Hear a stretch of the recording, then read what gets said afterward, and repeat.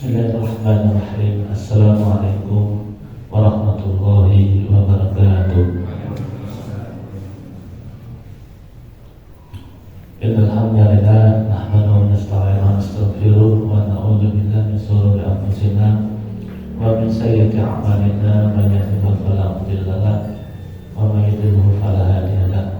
Asyhadu an la ilaha illallah wa la syarika lahu wa asyhadu anna Muhammadan abduhu wa rasuluh la nabiyya ba'dah. Allahumma shalli wa sallim ala nabiyyina Muhammad wa ala alihi wa sahbihi wa tabi'in bi ihsan ila yaumiddin. Amma ba'd. Alhamdulillah, hamdan bi ni'mati tatimmu shalihat. Para hadirin hadirat yang dirahmati Allah, pertama-tama marilah kita kembali sejenak panjatkan puji syukur kehadirat Allah Subhanahu wa taala atas segala rahmat dan nikmat yang alhamdulillah hari ini bisa kembali hadir di tempat yang bermubarakah ini dalam rangka tidak lain semata-mata ingin mengingat Allah, zikrullah, memperbanyak ketaatan serta sebagai wasilah kita untuk agar menjalankan kehidupan ini dituntun dengan ilmu. Karena kita bisa saksikan hari ini banyaknya kerusakan itu karena tidak dipimpin oleh ilmu. Maka ilmu itu menjadi pemimpin untuk orang-orang yang beriman. Sebaliknya kita juga harus mawas diri dengan kondisi umat yang hari ini semakin banyak ujian, musibah di mana-mana. Ini sebuah pertanda bagi kita semua agar lebih kuat untuk meningkatkan amal solehnya, lebih optimal dalam meningkatkan kepeduliannya, lebih banyak lagi menyebut nama Allah, memperbanyak nama-nama Allah untuk kita jadikan motivasi agar kita istiqomah dalam menjalankan ketaatan. Hadirin hadirat rahmat Allah, alhamdulillah saya ucapkan jazakumullah khairan katsiran untuk rekan-rekan wabil khusus takmir masjid Assalam yang telah mendukung program dakwah Majelis Ilmu Semua Ala Nabi yang alhamdulillah hari ini bisa kita adakan di tempat ini. Sebagaimana kita ketahui bersama, Allah berfirman, A'udzubillahi minasyaitonir rajim, laqad kana lakum rasulillahi uswatun hasanah. Sesungguhnya telah ada pada diri Rasulullah itu uswatun hasanah, suri teladan yang baik. Ayat ini jelas sekali bahwasanya isinya mengandung sebuah keniscayaan. Ya, laqad kana lakum ini tekanannya itu lebih kepada kepastian. Ya, maknanya pada ayat yang bermakna ini penekanan yang bersifat pasti, tidak bisa diragukan lagi. Jadi sungguh, ya, Jawa memang Jawa tenanan ini demi Allah.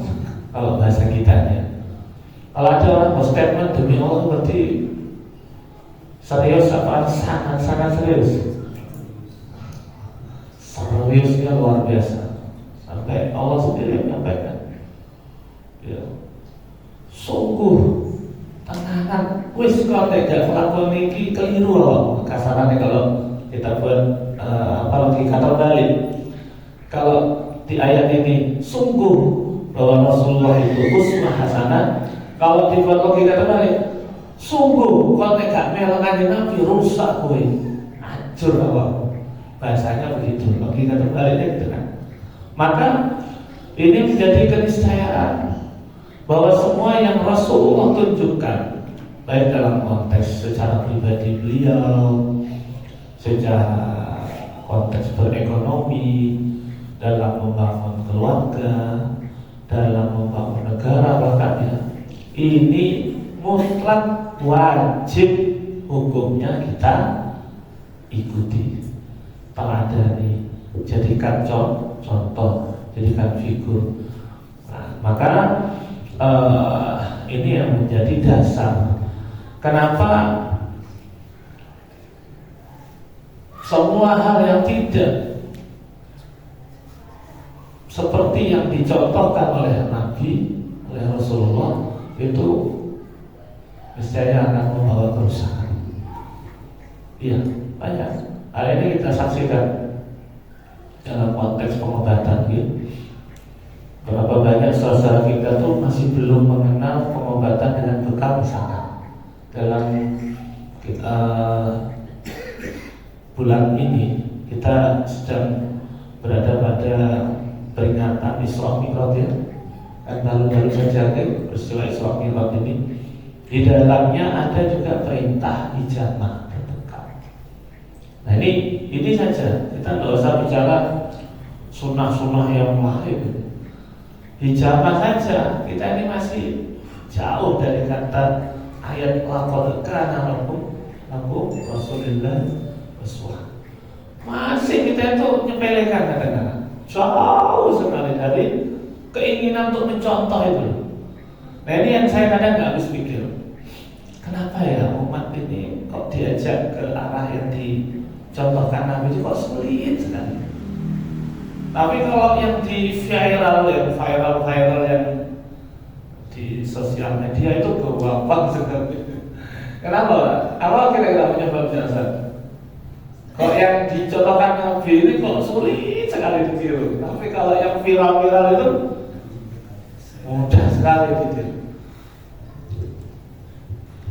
Media sosial media itu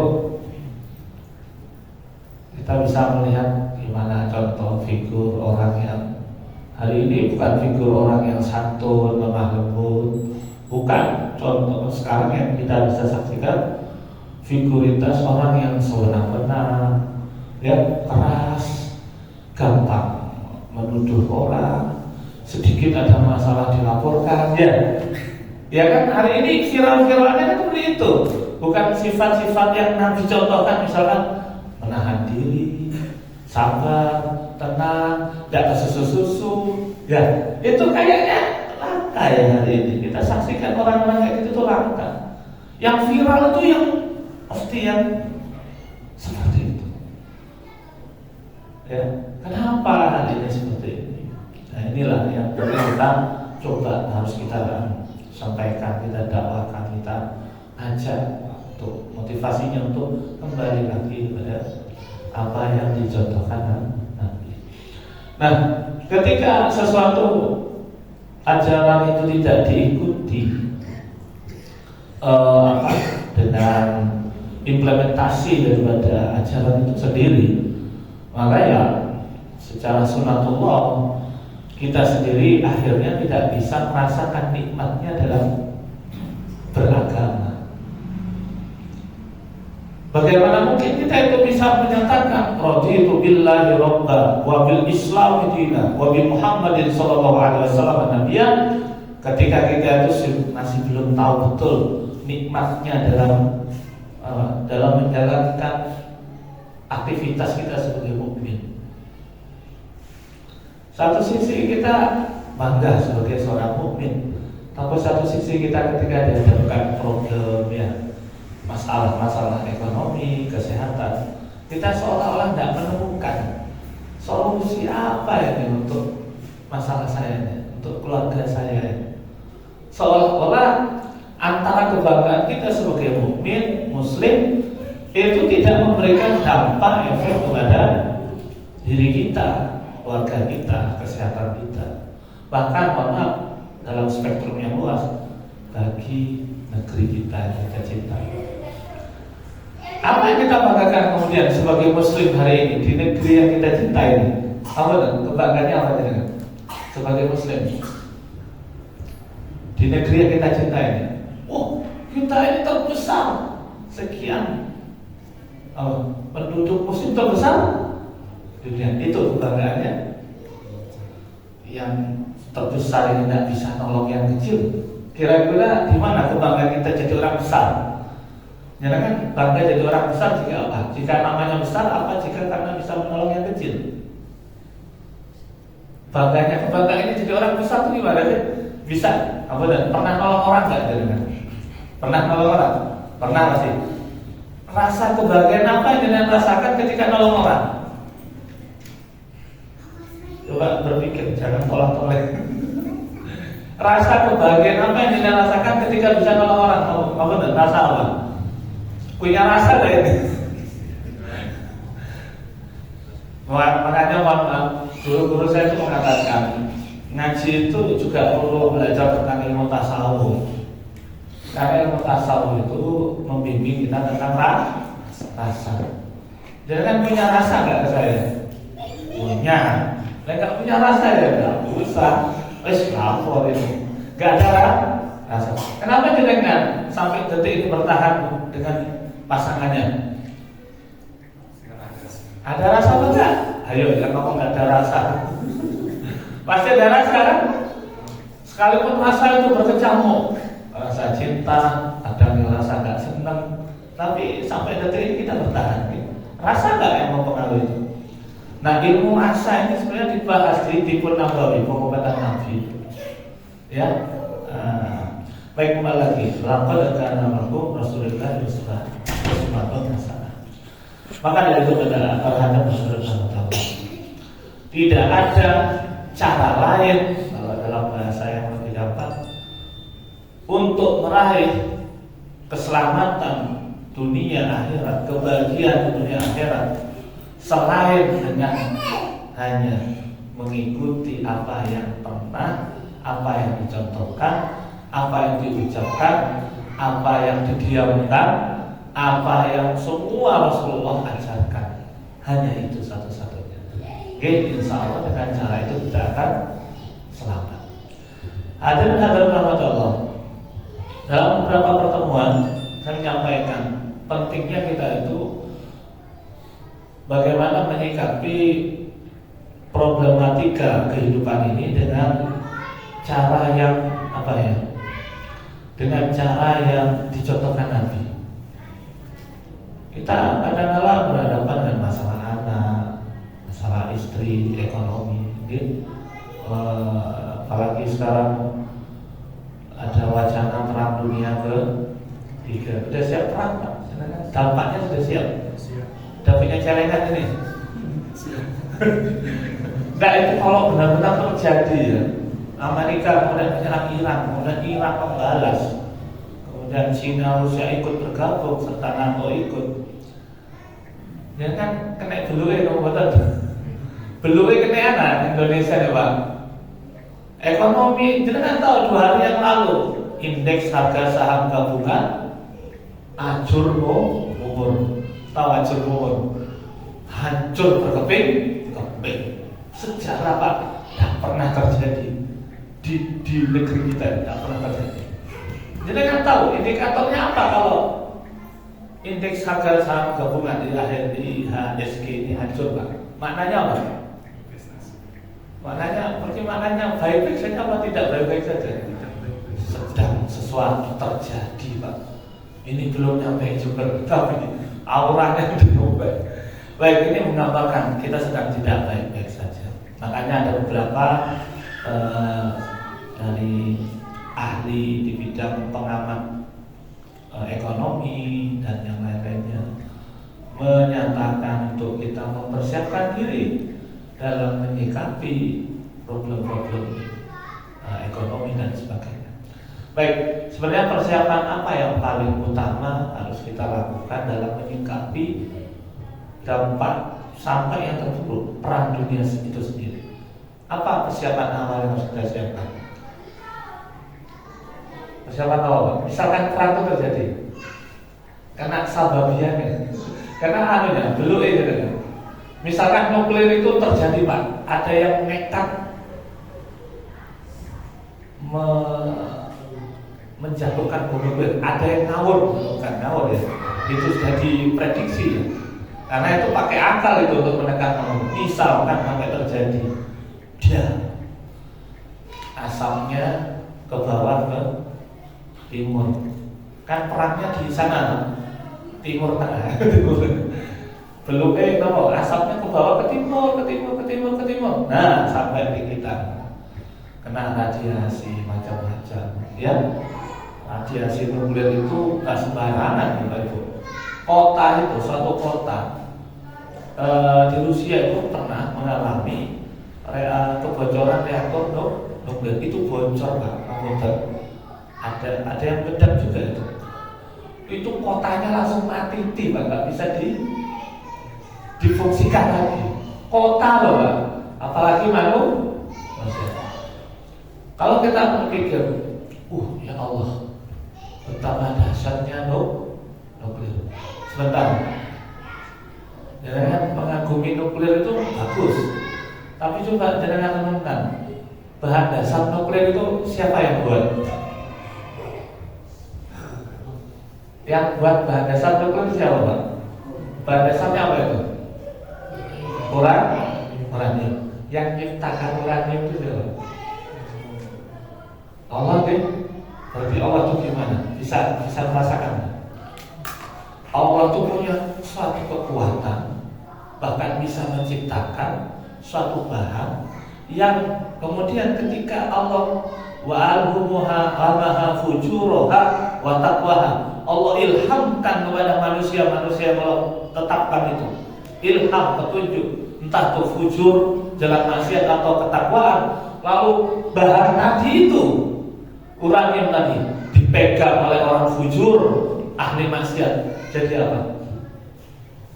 Habis dunia ini.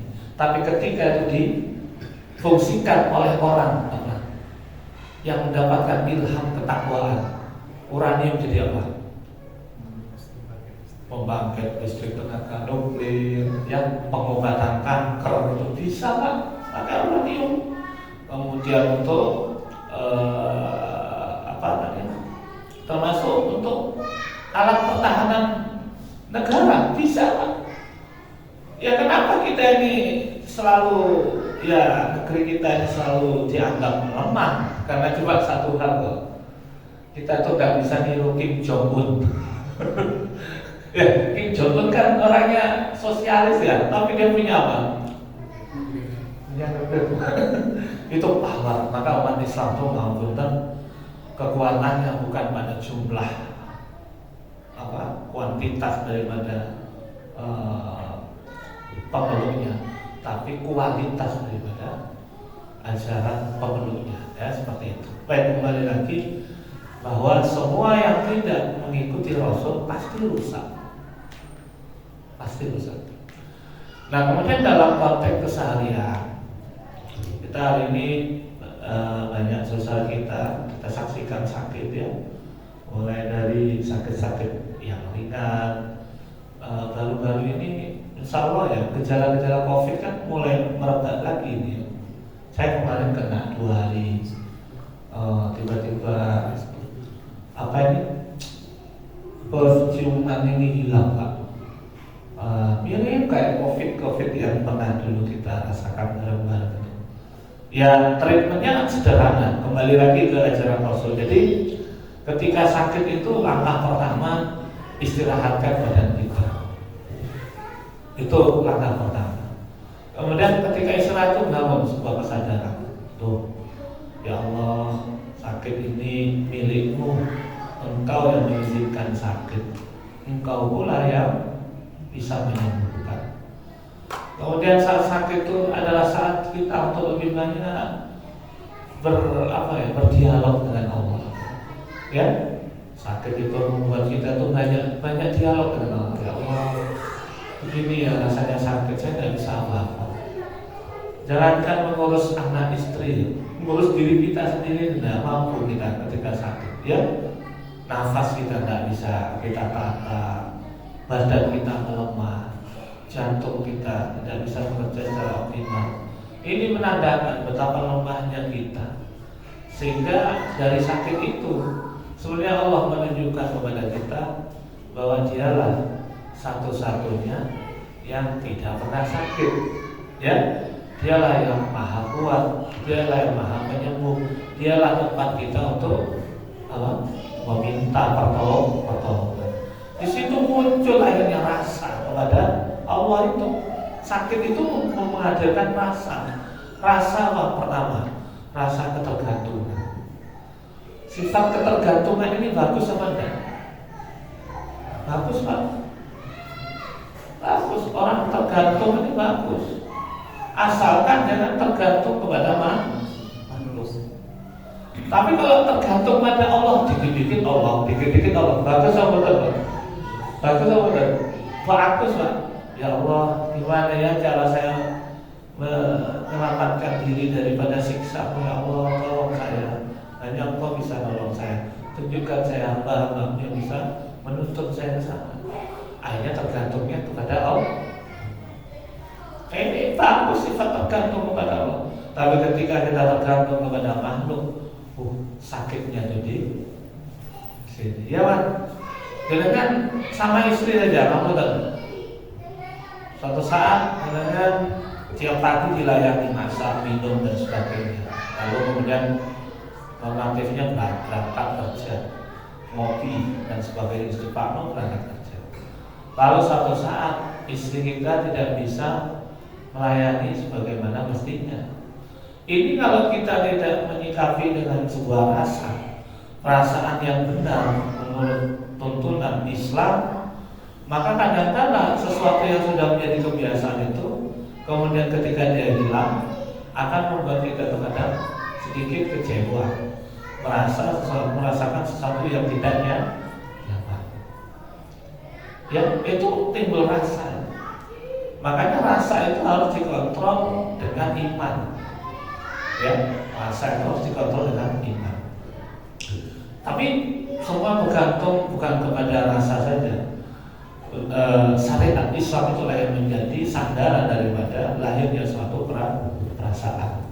Nah, dari perasaan-perasaan inilah terkadang munculnya penyakit-penyakit yang berkaitan dengan metabolisme tubuh, asam lambung, jantung, ya, penyakit-penyakit diabetes, ya, itu bermain di rasa. Baik. Jangan pernah dikecewakan orang nggak Pak, Bu? Pernah nggak dikecewakan orang? Pernah ya? Ada yang nggak pernah dikecewakan orang di sini?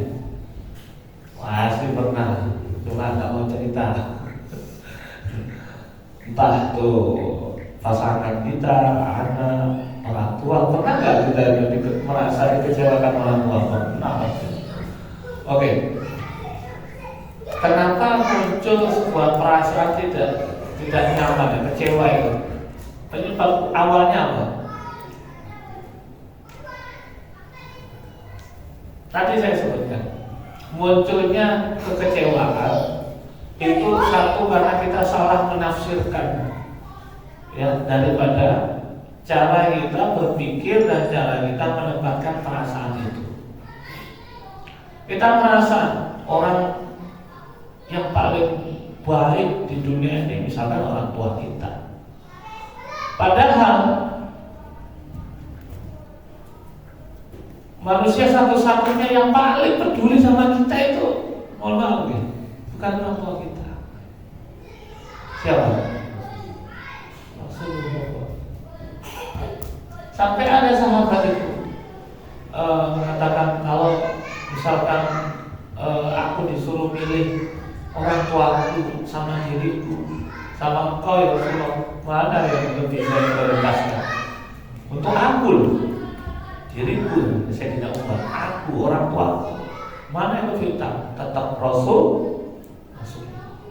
Baik, riwayat ini menggambarkan kalau kita tuh salah menggantungkan perasaan kita kepada sosok manusia yang tidak benar-benar mencintai kita dengan konteks yang syar'i, yang islami, konteksnya yang jauh lebih akhirat, maka kita bisa kecewa di situ. Makanya suatu perasaan jika diberikan kepada sosok orang yang benar-benar mencintai kita, itu rasanya akan lebih nikmat. Pernah jatuh cinta nggak Mas Hendro? Kenapa terjadi jatuh cinta itu? Ada penerimaan perasaan yang sama dengan orang yang menerima rasa kita. Enggak ya? Betul nggak? Cinta itu terjadi karena itu ya? Tanpa penerimaan yang sama, bisa nggak muncul rasa cinta itu? Bisa, tapi rasanya gimana? Agak tinggi nggak itu bahasanya? Enggak ya? Enggak ya? Jadi kan pernah nggak mencintai sesuatu, lalu orangnya nggak terima, Pak, rasanya gimana? Pernah nggak? Jadi kan kalau orangnya ditolong itu nggak mau, gimana Pak? Rasanya gimana? Itu rasa ya. Jadi begini, konteks kesehatan itu sebenarnya permainan rasa, Pak. Ini kita kan majelis pengobatan ini, pasti arahnya ke pengobatan. Sebenarnya rahasia penyembuhan itu ada pada rasa awal yang kita miliki. Ketika itu tidak dimiliki, saat kita itu sakit, perasaan, rasa dan sebagainya, itu penyembuhan itu akan sulit diraih. Bapak, orang sakit itu memang rasanya ada enak, tapi satu sisi ada nikmat lain yang sebenarnya kalau kita temukan itu ada rasa nikmat tersendiri. Rasa apa Pak nikmatnya orang sakit itu? Saya kan kemarin habis sakit ya. Nikmat apa yang kita rasakan ketika sakit itu Pak? Jujur, ini tidak bisa dialami kalau kita nggak ngaji. Tidak bisa Pak. Untuk meraih rasa itu perlu ilmu. Apa bedanya rasa madu sama rasa gula? Ayo. Oh, sama manisnya. Apa Pak bedanya? Rasa madu sama gula. Sama manisnya toh? Tapi orang lidah orang yang diberi ilmu rasa, dia bisa bedakan mana madu, mana gula. Padahal sama-sama manis. Dari apa? Pengaruh apa itu perbedaannya? Ilmunya. Oleh orang tidak punya ilmu masih dijejeli madu sampai gula, itu iso sama manisnya besar. Atau bisa terbalik, orang itu tidak punya ilmu. Gula diarani madu, madu diarani gula, karena ilmu. Maka kembali lagi kepada perasaan tadi. Kalau kita mau membangun kecintaan tertinggi dalam hidup kita, yang pasti Allah itu nomor satu, itu tidak bisa ditakutin. Tapi kalau bicara makhluk, maka cinta yang paling tulus dalam dunia ini sosoknya hanya Rasulullah. Bagaimana mungkin kita tidak cinta kepada Rasul? Lawang nanti di akhirat yang paling gelisah itu bukan orang tua kita, bukan istrinya jenengan ini, bukan anak kita, tapi siapa? Rasul. Bagaimana mungkin jenengan tidak punya rasa dengan Rasulullah? Aneh. Maka rasa ini sebenarnya membangun seseorang itu kedekatan kepada apa yang menjadi sumber rasa tadi. Rasa ini membuat kita semakin cinta, semakin dekat, semakin ingin tahu, semakin ingin mendekat, semakin ingin belajar, semakin ingin tahu dan seterusnya. Karena ada rasa ingin, rasa cinta. Nah ini kan tidak banyak ilmu tentang rasa. Saya tidak menafikan cinta orang tua kita, tidak ya. Ini jangan dimaknai keliru ya. Beliau orang tua kita orang yang pasti mencintai kita, tapi kadar cintanya terbatas, tidak melebihi cintanya Rasulullah kepada kita. Tapi kita ini terus gimana kepada Rasulullah? Saya mau tanya, jujur, Pernah nggak dengan itu dalam tidur kepingin lah, dalam mimpi itu kepingin ketemu Rasulullah? Pernah nggak ada kerentak keinginan? Sering. Sudah ketemu? Nggak apa-apa, penting ada keinginan. Atau begini ya, kalau dalam perkara mimpi itu kita tidak bisa, minimal kita itu ketika mencintai seseorang, apalagi orang yang benar-benar mencintai kita, tulus kepada kita, itu ikutilah langkah-langkahnya.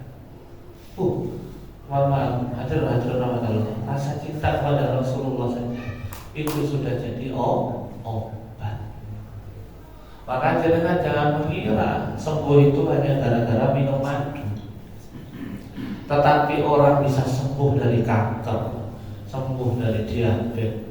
Ya, saya ada pasien diabetes, tiap hari minum madu.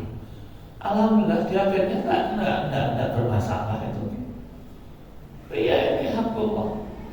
Ya, ada yang sembuh dari kanker, stroke. Ada yang sembuh kemarin skizofrenia, minum madu. Itu bukan karena madunya sebenarnya. Ada hal tertinggi yang kedua yang mampu menjadi pendorong kesembuhan itu apa? Rasa cinta kita kepada Nabi, dan kemudian terdorong kita untuk mengikuti apa yang Nabi ajarkan. Nah, rasa cinta ini sebenarnya kekuatan yang menaikkan hormon serotonin, endorfin, hormon-hormon kebahagiaan dalam diri jenengan, sehingga menjadi kekuatan imunitas kita meningkat. Sudah sampai di sini ngerti ilmu pengobatan ala Nabi. Bukan hanya bukan, tapi permainan rasa dan pikiran fikroh kita kepada sumber ilmu itu tadi. Siapa sumber ilmunya? Allah. Kepada siapa turunnya ilmu itu? Rasulullah. Rasulullah ini siapa? Orang yang di dunia ini, orang manusia satu-satunya di dunia ini yang mencintai kita tulus, tidak pernah PHP. Pernah nggak PHP Rasulullah? Cintai kita. Tapi kita gimana kepada Rasulullah? Kemudian di hadis yang lain, Muhammad ahya sunnati, siapa menghidupkan sunnahku faqad ahabbani, berarti dia mencinta. Itu Rasulullah memuji orang-orang yang mau menghidupkan sunnah-sunnah. Rasulullah sampaikan berarti dia itu cinta sama aku. Tapi kita ini belum tentu cinta kepada Rasulullah. Sholawatan saja kita itu kadang didasarkan bukan karena cinta Rasul. Kita hadir sholawatan apa? Karena undangan. Diundang nggak tahu kok orang pena. Bukan karena Rasulullah lagi.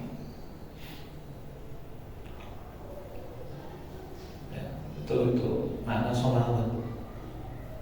Allahumma sholli wa sallim, Allahumma sholli wa sallim ala nabiyina Muhammad, Allahumma sholli ala sayyidina. Untuk perkara yang tidak sebenarnya benar.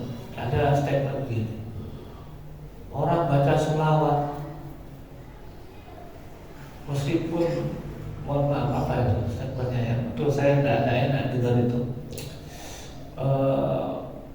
Meskipun dari ikhlas itu keterima. Ini hati-hatilah. Kita ngaji itu dengan guru-guru yang syarat-syaratnya jelas. Memang ada nggak amal soleh yang tidak didasarkan ikhlas diterima sama Allah? Sebutkan. Ada Pak? Sholawat udah bisa Pak. Semua meskipun sholawat itu kalau tidak didasarkan niat ikhlas karena Allah. Apalagi Allah itu kekasihnya Rasulullah, ya tambah marah Allah. Nggak bisa Pak, saya nggak sepakat. Amal apapun yang nggak ikhlas tidak diterima sama Allah, titik sudah. Oh maksudnya nggak ikhlas, keterima oleh sholawat. Iya keterima tapi balik mana? Maksudnya itu nggak bisa Pak. Dari mana logika beragama itu seperti itu? Sholawat itu pun harus dengan kaidah Kaidah utama apa?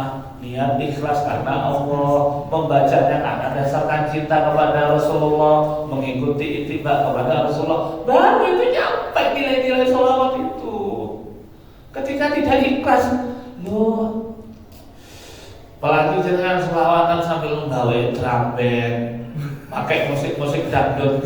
Andaikan ada Sayyidina Umar di situ, dengar jenengan sholawatan begitu ke kanjeng Nabi, andaikan ada Sayyidina Umar, jenengan diapakan kira-kira?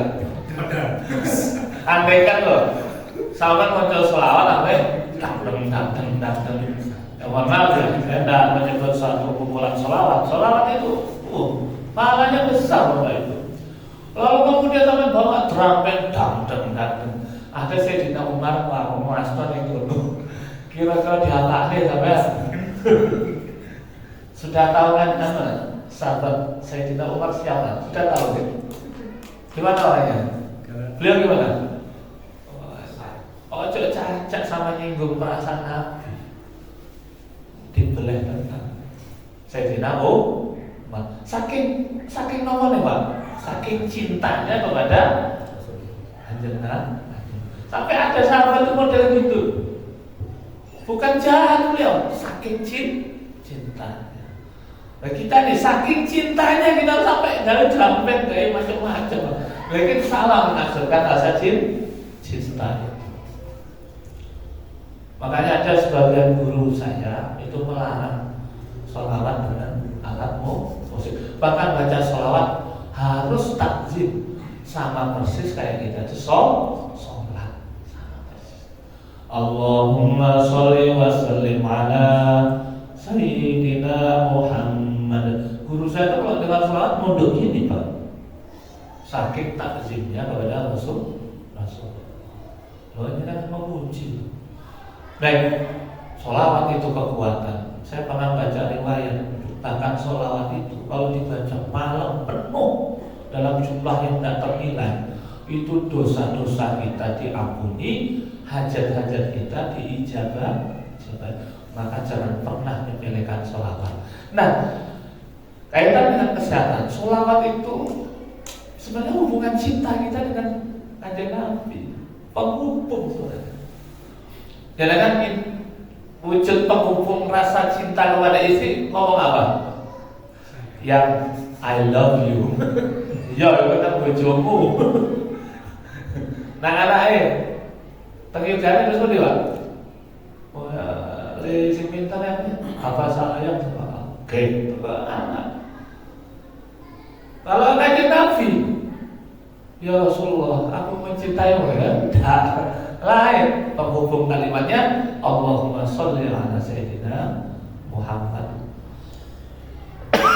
Ke Allah gimana lagi? Allah lebih banyak lagi wasilah penghubungnya. Bisa membaca la ilaha illallah, la ilaha illallah, bisa membaca subhanallah walhamdulillah wa la ilaha illallah, Allahu akbar. Bisa membaca la haula, banyak kalau kepada Allah. Tapi ke Rasulullah itu penghubung kalimatnya Allahumma sholli ala Muhammad, Allahumma sholli ala Sayyidina Muhammad, dan seterusnya. Baik, hadirin Allah, kecintaan kita kepada Rasul menjadi sumber kekuatan untuk membangun imunitas tubuh kita.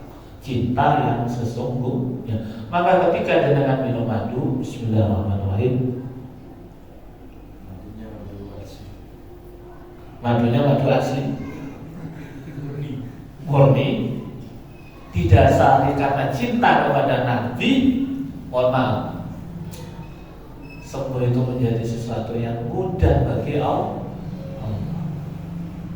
Rahasianya rasa. Bangun rasa itu Bapak Ibu. Saya ngaji bab rasa ini, kalau jenengan sudah sekian kali ngaji dengan saya buka. Kenapa? Wah, ini rasa ini masalah proses, butuh waktu. Ya proses awal kita yang syariat dulu, yang umum-umum. Kalau udah lama ngaji dengan saya, pasti akan saya kenakan bab rasa. Kenapa madu ini nikmat? Allah yang memberi rasa itu. Ya, beri rasa kepada bahan ini.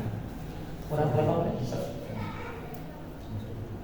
Kan ya kasih kode ya, saya Nah, kalau udah waktunya kasih kode ya.